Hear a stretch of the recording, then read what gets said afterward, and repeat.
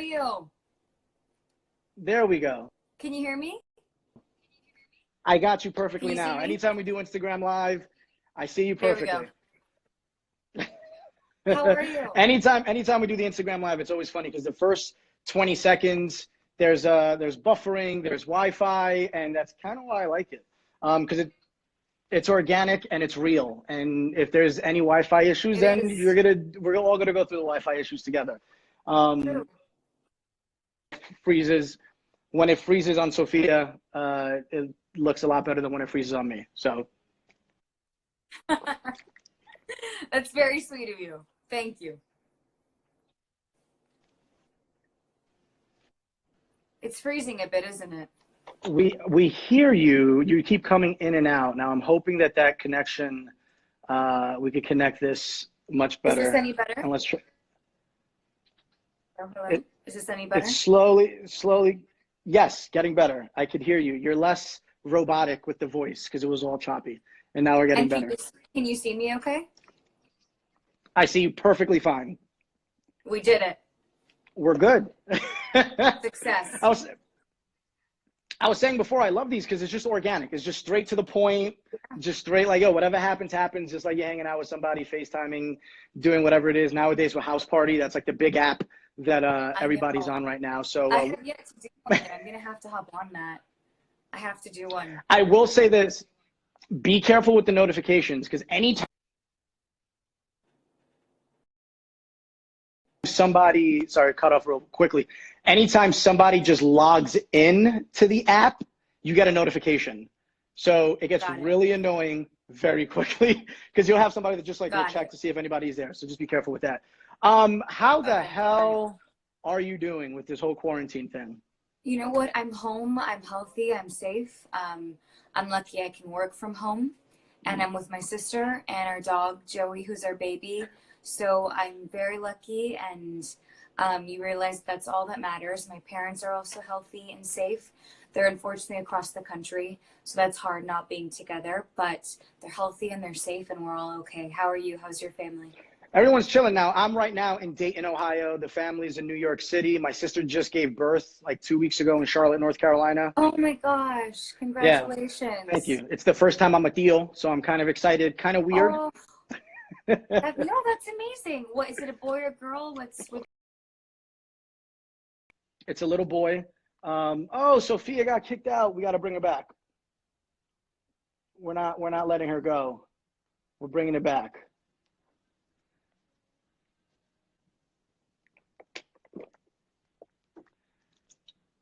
I don't know where that just happened. It's all good. It's all good. Listen, this is like I was saying the other day. It's like live TV. Just keep going with it. So it's a boy? It's a little boy. Yeah, it's a little boy. I'm very excited. I'm very excited about my little man's. Can't wait to see him. Aaron is his name. And you Aaron. haven't been able to meet him yet, have you? I'm sorry. No. Probably not so. Probably not till June or so. Yeah. Hopefully, that's the earliest. That's what we're all kind of hoping on. But you know what? God invented FaceTime. My sister FaceTimes me. Thank God for FaceTime. I know, multiple times a day. How has the stay home kind of been impacting your workload, if at all, really? Yeah, it's definitely changed the way that I work. I mean, as for all of us, but like I keep saying, I'm just like, yeah, I can work from home, that I have a job that allows me to stay safe and in my home. But when I'm home, I can work on music, I can write. I'm on calls a lot during the day, conference calls or doing this stuff. It's been kind of cool to be doing like a virtual radio tour because, I would have been out on the road actually meeting you guys, but it's been so cool to be able to do this, when everyone be connected virtually when we're in different parts of the world. So it's been really cool to be doing this, continue my virtual radio tour. I've also been focusing a lot of my work on what I can do to give back. So I launched a campaign with UNICEF last week called Spread Hope with Sofia, because every time I opened social media, I was so overwhelmed with the hope that I kind of saw and received and felt that was kind of uniting the world. And UNICEF, the work that they do is truly unbelievable, and they've already raised so much money, and they've been on the front lines from the very beginning to get supplies to nurses and doctors, etc. So the campaign is to you know, continue to support our heroes on the front lines. And it's been really beautiful to see everyone's response and support of that, to see everyone coming together. So it's been, you know, it's been a really beautiful reminder of what really matters in life and the things that really connect us, like music. So I'm lucky to be a part of an industry that has meant so much to so many people right now. No, and that's dope. And I was going to bring up the UNICEF, so I'm glad that you touched on it. And then you also touched on the music side. Have you been more inspired musically being on lockdown, or are you kind of like, yo, I'm gonna just take this time to be a couch potato and chill?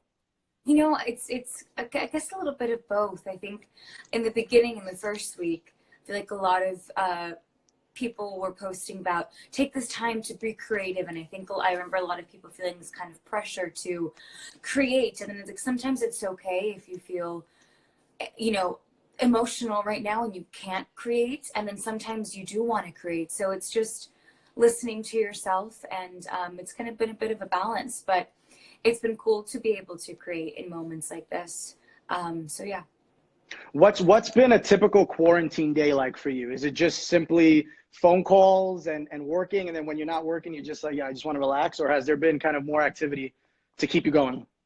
I mean, essentially what I try to do, and that's helped me and my sister, is staying active if we can. So in the morning, I'll try and, you know, kind of set a routine and set a schedule for myself, wake up, try and do a workout.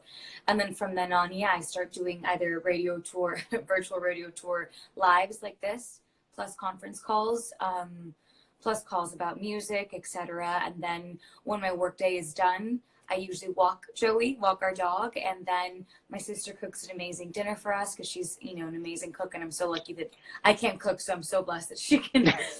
She's an incredible cook and has really enjoyed this time to do that. And then, you know, we read a book or watch something amazing on Netflix or something like that, and then do the same thing the next day.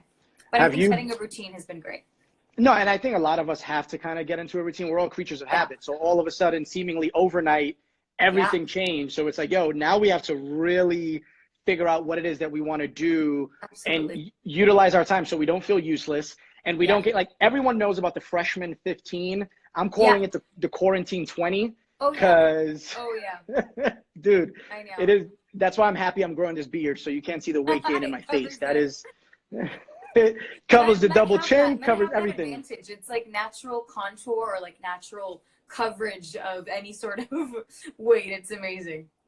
I thought you were gonna say we have that advantage period. I was gonna be like, yo, y'all can contour and do some stuff. Where I'm like, that's true, but it's not the same as a beard. It's not. I mean, like, because a beard could properly hide stuff. Oh, trust me, that's why it's this long. Right? You're like, I'm keeping this long. My mother hates it, but that's just like typical Puerto Rican mom. It's like, you're hiding your beautiful face. Is she in Puerto Rico? No. She's over here. She's out in Brooklyn. She's in New York City, which has been like the epicenter of the whole coronavirus thing. Yeah, and New York City's wild right now, man. But luckily, she works from home, and she's like, yo, if I don't got to go outside, I'm not going outside. She's one of those types, you know, girl, like old school. If I don't got to do it, I ain't doing it.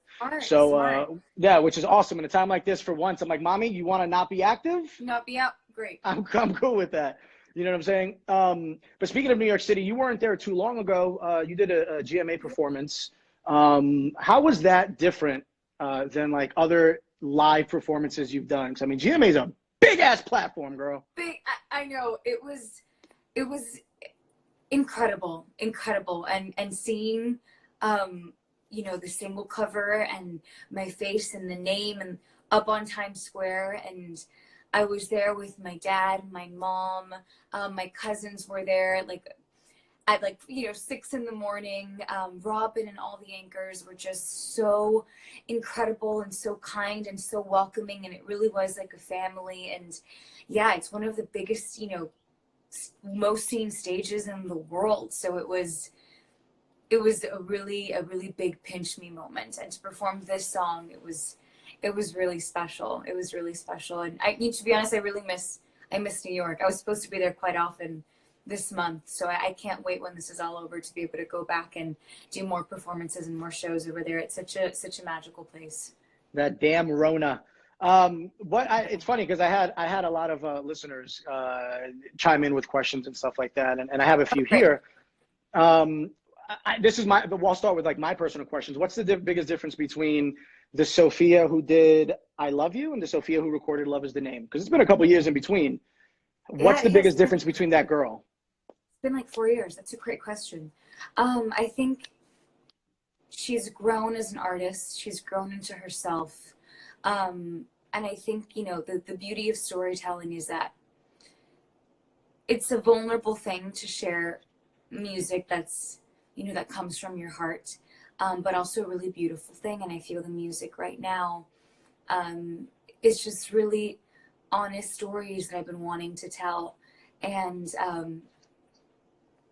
that's really exciting. But I think we're also very similar in that, you know, the girl who released Love Is the Name also wanted to release music that moved people, that made people want to dance, that lifted up spirits in some way.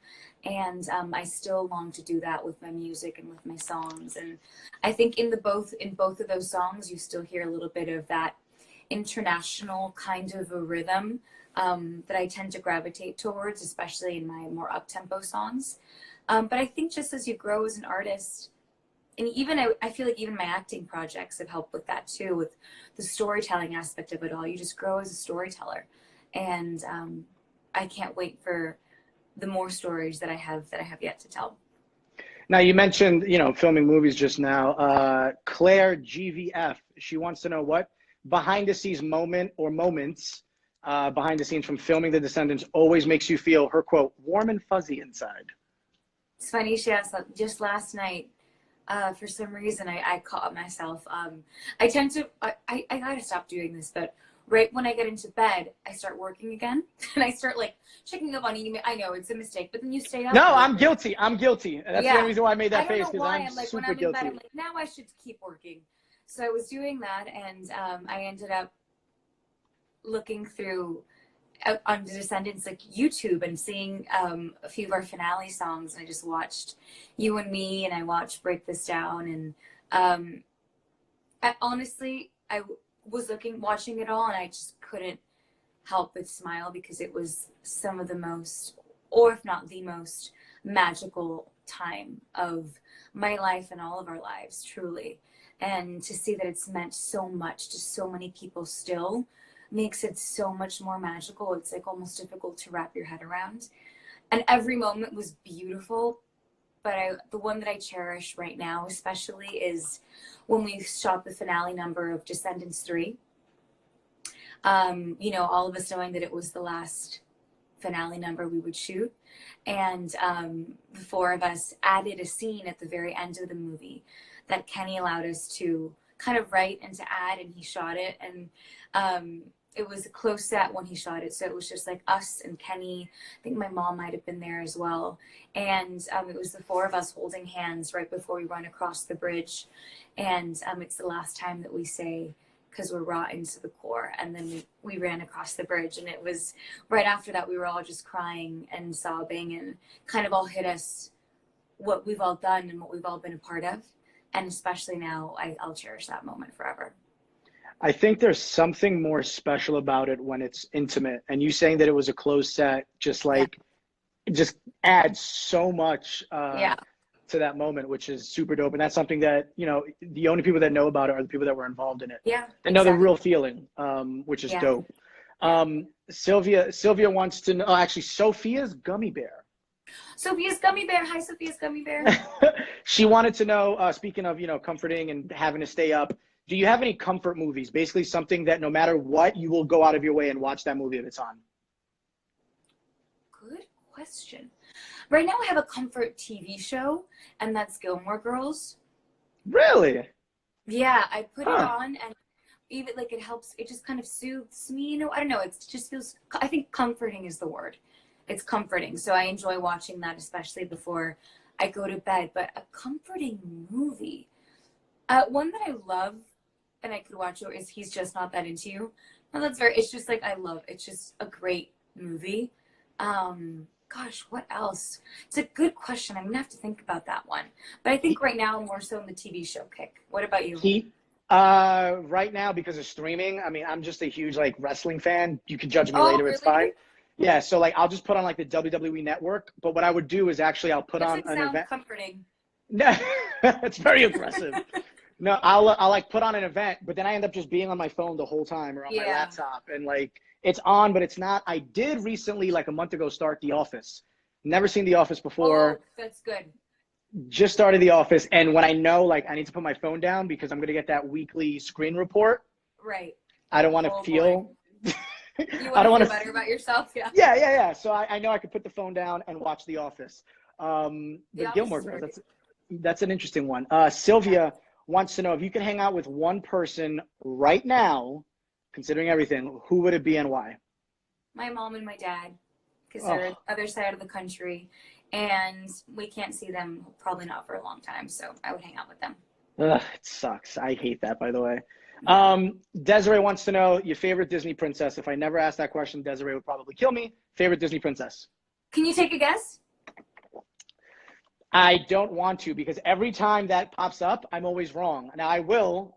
I'm gonna go with Jasmine as a guess. Oh, I guess I could see where you guessed that. Not Jasmine, but close. Princess Belle from Beauty and the Beast. Belle, really? Belle. She was my. Why'd you make that face? She's the best Yeah. princess. I beg to differ, but we could get into that in a second. Okay, we'll get into Why, that. why, Belle why is my Belle? favorite because well, I guess when I was little, I thought, we looked, I saw a bit of myself in her because she had brown hair. Hmm. And I remember, at least growing up, I saw a lot of it was mainly the blonde princesses. And she also always had her nose in a book. And I was always a nerd. And she was an independent woman. And I was raised by a very independent woman. Like, she never wanted the prince nor needed the prince. And she tamed the beast, all those things. But I just loved her spirit and her independence and her freedom and her sense of, I don't know, she was different. And I loved Belle. I dressed up as Belle every year for Halloween. Ah, Talk about hashtag consistent. that's what it's got. Consistency is key in life. Yeah. I personally think Ariel is the best, all things That's my considered. sister's favorite. See, your sister and I are here. We're Yeah, here. exactly. Did you ever watch Little Mermaid 2?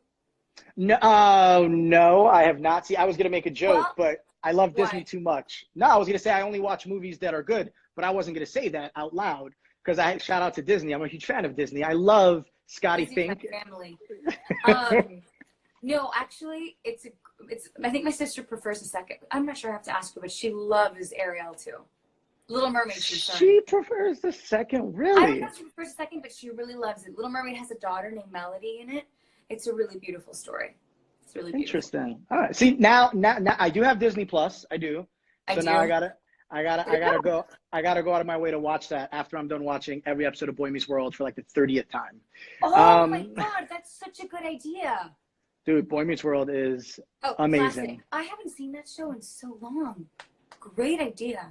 Top 3 90 shows of all time. No one's Of gonna all dispute me time. on that. Easy. Saved be by the honest, Bell and Boy yeah. Meets World, top 2. The 90s Disney Channel shows in early 2000, gold. Even Stevens, That's So Raven, like, what was the movie? The Holes, the movie with Shia LaBeouf. Yep. Oh, so good, so good. Or Smart House and all those DComs. Great, Yes. great stuff. A lot of people forget about TGIF. Like a lot of the younger fans have no idea how poppin' TGIF was. Wait, was that when the DComs would air? TGIF? No, TGIF was on ABC every Friday night. Like every Friday night, it was like 4 shows, I want to say, or maybe 3 shows. And that's when they had like, when Boy Meets World was airing, weekly. I don't remember it being called TGIF, but I'm sure that's what I was watching. Oh, you got to look it up, girl. I'm telling you, it'll change your religious beliefs. It's amazing. So before we wrap this up, your new single, I Love You, is out now. You have fans doing the I Love You challenge. Yes. Isn't that so crazy? All over social media, TikTok included. Now with all the time that you have, clearly, that we all have, how often are you going out of your way to see the challenge and click the hashtag and watch? Oh, every day. And I post them every day on my stories. Every single day, in the mornings, I look through them. And, I share as much as I can because it's incredible. It's literally incredible. It's funny because there was like one day that I was like, it would be so cool if we started an I Love You challenge. I hadn't done it yet. And the next day or the same day, all these videos came up because fans by themselves started doing this and, taking their time, using this time to move and dance and be happy and find joy in this song. And it's been so cool to see them do the challenge, support each other, because, you know, it's a nerve-wracking thing to film yourself on camera dancing. So it's been so cool to see it, and it makes me so happy and it makes me smile. So for all of you guys that are watching, because to be honest, so many of the fans that are on these lives I've known for years and years, and we're in contact, and you guys are amazing. I love you. You guys know who I'm talking to, and they've all done the challenge, and they're like inspiring other people to do the challenge. And I think the other day I was talking to my team, and it's been seen over 2 million times, just their videos, which is crazy. So I challenge you to do the challenge. I guess that'll be something to help me stay physical and stay fit. Try to get in shape. Yeah, I got to get in shape. I'm A shape. I'm just round right now. So what can we expect? Final question. Hopefully this Corona situation kind of subsides by earlier than later. You know, let's just say hypothetically June 1st, July 1st, whatever. What are your plans for the rest of the year once this is all kind of done? I have a lot of music coming out this year that I'm really excited about. Tons of music that I've been talking about it a lot, and I'm genuinely so thrilled. You know, right before this happened, the day before, I'd been in the studio every single day working on music and writing music. So I'll have that coming out. And then I have a film with Netflix that comes out this summer as well, which I'm really excited about. It's called Feel the Beat. I shot it last year in Toronto, one of my favorite cities in the world. Can't wait for the world to see that.